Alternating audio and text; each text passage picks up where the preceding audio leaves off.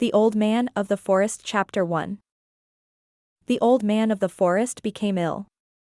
Thinking his days to be coming to an end, he lay down against a big tree, older than himself.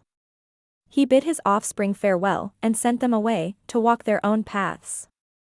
"I have lived long and well," he said to himself. "I depart this world in peace." And so the pain of death overtook him, and he faded away and died, but a small part of him did not die. That small part of him remained there sitting beneath the old tree, and he slept, and rested, and regained strength.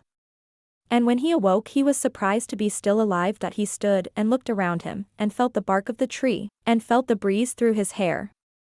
These things felt familiar to him. Is this what it feels like to be dead? He wondered. So he walked through the forest, and his body felt strong, but his spirit felt powerless, and he was somewhat frightened, and he came to a place where a grand pine tree stood, but it had been burned by lightning, and was dead. It was then that the old man of the forest realized that he could no longer see the world as it really was. He could no longer move through time tooth or nows. His feet could carry him in any direction through space, but his spirit could not carry him anywhere through time. There in front of him was the dead pine tree, and although he knew there must be infinite nows in which the tree had never burned, he could not see them, and he could not move away from this now, where it had burned. He was chilled with horror to be trapped with the dead tree, so he used his feet to carry his body away from it, since there was no other way he could escape. And so the old man walked through the forest, but he no longer felt as if the forest belonged to him. He felt as though for all the many paths in time through the forest, he was only able to follow one narrow path, and could not turn aside in either way. Clouds darkened the sky, and rain began to fall. The old man walked in the rain, and marveled at the cold of it, and at the way it deeply soaked his hair.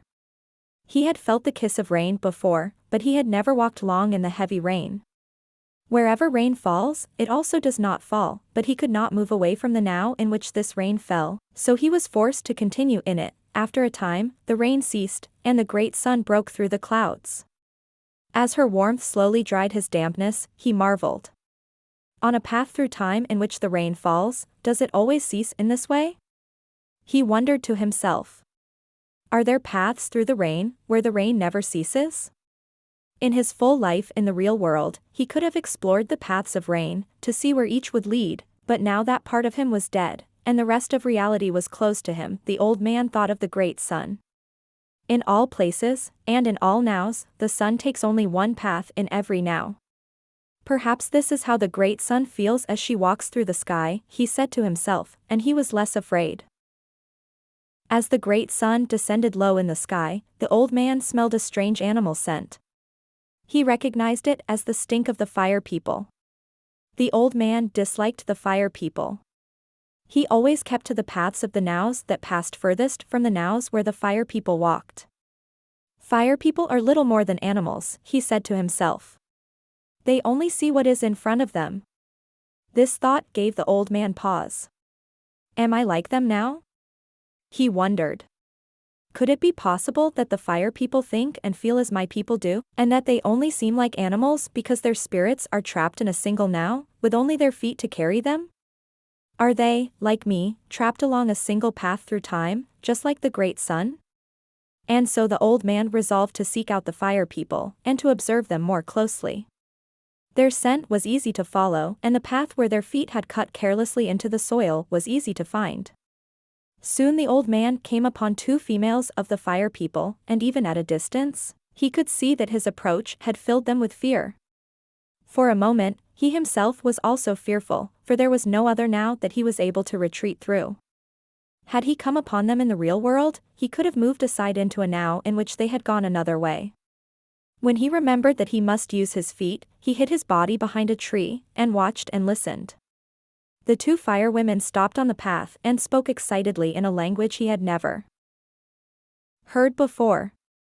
They gestured with their hands, and babbled to one another, and then they retreated in the direction from which they had come. It had been a very, very long time since the old man had observed fire people. They did not look as he remembered.